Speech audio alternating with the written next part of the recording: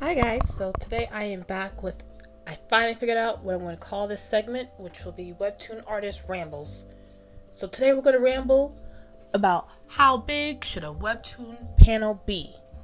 Now, with Webtoon panels, I covered this in a previous video, but when you want to upload your Webtoon onto Webtoon's platform, I'm going to sound redundant, your Webtoon has to be no bigger than 800 by 1280. So usually for my Webtoons, give me 1 second as I pull this up. Where is it? Here we are. That's just boom.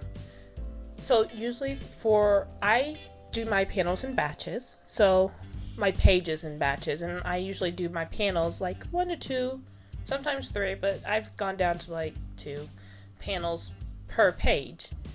And usually my pages aren't exactly 800 by 1280, but they're less than 800 by 1280. So as long as the images that you upload are 800 by 1280, less than that, you're good to go. So that's what you want to just keep in mind. Now, for me personally, I feel 800 by 1280 is too small of a canvas to work on. So to make sure that my panel sizes, I can zoom in like close enough to them without it getting like overly blurry, I usually zoom up to like 150, around 150 or 140 when I'm inking things in. But in order for my panels not to turn out like super blurry, I usually have my canvas size double the amount. For the height, it's triple. But for the width, it's usually doubled, so that when I go to export it, I don't have to worry about like the width being all deformed because I'm trying to force it to be 800 and it's like, you didn't have me at 800. However, I can't explain that well, but just trust me on this. Make sure it's at least double the size of what Webtoon recommends you upload onto their format, so that when you export it, you can resize it down to 800 and then you can upload it onto their website. So, back to answering my question, how big should a Webtoon panel be? Now, I know some people have actually gotten confused before on, why did I open up this one? On what a panel is versus what a page is. I consider these Webtoon pages. Like, I work on multiple Webtoon pages. Other people might consider all the panels all together as one Webtoon page. It depends on who you are. But for me, when I say panels and pages, this is what I'm talking about. This is a page. And this, let me get this right here. Nope. Select. There we go. This right here is a panel. Now, for me, I personally don't know the set length and height of my panels. As long as it fits within the file, I'm good. You can, of course, use a ruler. I just click the R button and you can measure if you want to go to that extent, measure out your panels. I don't do all that. I don't know how to take off that. There we go. What I do to figure out my Webtoon panel sizes is I actually use this panel guide. And this panel guide utilizes the composition rule of thirds. And I also talk about this on my website if you want to just check that out. I have it linked below if you want to learn more about that, to where you can also download the specific Webtoon guide that I use. But with this guide, I make sure that my horizontal lines and my vertical lines are at least lined up in some type of, let me move this. Let me use my old one because apparently, usually I have them lined up in some type of way with an intersecting cross. This one, I didn't do that at all, apparently. Let me go to my grid view. This is like when I first started making Webtoons. Here we are. So as you can see, when you select the grids, you can also use these grids to help you with knowing where you should place your panels or how big your panels should be. And the reason why these grids might be helpful, or why somebody would want to use these grids to help them size their panels, is if you're like new to webtoons, it might be a little bit difficult to know how big and how small panels should be, because with traditional comic format, the panels, it's a different style of paneling. Like I had to get my mind wrapped around it, and it's an adjustment. So use these grids to help get you through that adjustment, or you can use let me show you my more recent webtoon, because this one was my first chapter of Catch Me, Find Me, Love Me, and I was still getting used to creating webtoons.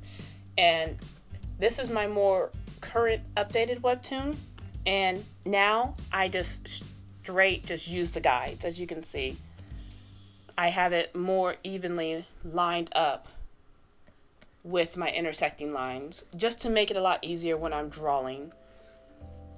And so here's a horizontal line that you can line it up to, or you can just make sure that your line is going through one of the crosses. Also, when I'm creating my panels, to figure out where I place my panels, I also use this guide. I make sure that at least my word balloons, I make sure that my word balloon is at least covering or overlaying one of the intersecting lines as well. So let me go ahead and bring in another page that shows. I usually just do the whole canvas. Sometimes I'll have the panels take up the whole canvas. Sometimes I'll have the panels just, let me make another layer. Sometimes I have there we go. Sometimes for my panels, I'll make them shorter. So I just make sure that they cross over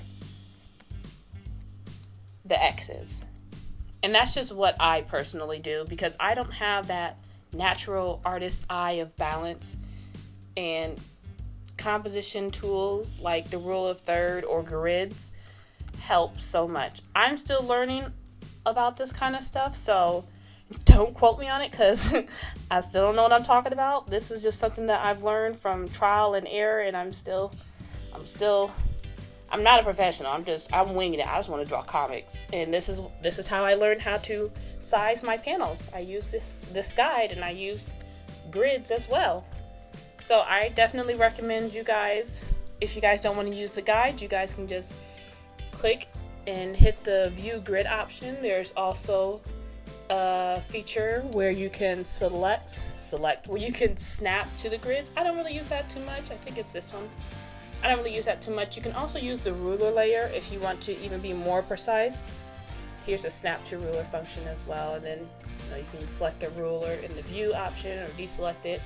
But you can also use this if you're trying to line up and you want to composition words. If you want to try to thumbnail out a panel design, you can use this as well. Let me just show you real quick, because I'm not good with my words. But as you can see, it just automatically snaps to it. So, also with grids, if you're kind of frustrated by how static your paneling might look, it just might look like this or this, and you're just tired of that, grids also help you to be more dynamic with your panels. And let me show you what I mean by that. So we are going to take off that real quick. So I don't know how to take off these guides. Hold on, let me go to view. See, this is what I get for selecting something. We'll worry about that later. It's fine. We'll just deselect that. As you can see, I don't know what I'm doing. Anyways, if I want to make dynamic angled panels, I can start a panel here, line it up to there, and then if I want to I can do that and do a fancy woo, angry eye, boom. And then if I want to do another one, you can use these guides to help you. We're just going to line it up. So it lines with that one and lines with that one. It's not a straight line, it's fine. But as long as it's shooting down like that. Geography. Geography? No. What's it called? Geometry? Anyways, just use these intersecting X points as Let me make that more even. Intersecting X points as just starting spots so that you can try to come up with more dynamic angles and compositions and whatnot. And you can even combine grids actually with that. So, and when I mean like combine grids, I can have it intersect at this one. So I'll start a panel horizontal line there, and then I might actually make sure it's going right through. See, going right, it's basically crossing right through this box. So it's make sure it's just crossing through those boxes. We're not doing it real fancy, and you can make your own triangle there. So just make sure, just like test stuff out. That's like the best way that I could, that's the best kind of advice I could offer. If you want to make more dynamic panels, test stuff out. But I'm a simple being. I don't like to do all that dynamic fancy stuff. I can't even explain how to do that, but I know it's possible with guides and all that. Or if you're one of those people who can just do it off the top of their head, more power to you. Do that. This is what I do. I'm a simple being, and this simple being is just showing you what she does, how she does what she does. So hopefully that answers your question, which let me reiterate what the question was that I first started out with, because I ramble. Let me look at my notes. How big should a Webtoon panel be? It depends. It depends. There's no set size. As long as your Webtoon page, when you upload it onto Webtoons, is 800 by 1280, you are good to go. If you want to know how to size your panels, you can use this guide, or you can use grids. And just look up, I have some information on my website that explains more in detail about how I use this, but just make sure you're either a horizontal line or a vertical line is somehow crossing over one of the intersecting sections, and there you go. You can make your Webtoon panels. So hopefully that answers your question. That's the end of today's Webtoon Artist Rambles, and I at least hope you found it enjoyable. So I'm going to go ahead and work on my next video, and I will see you guys next time. Make sure you hit the subscribe button if you want to watch more of my rambly videos. If not, that's fine. I understand. But thank you for stopping by. I'll talk to you guys later. Bye.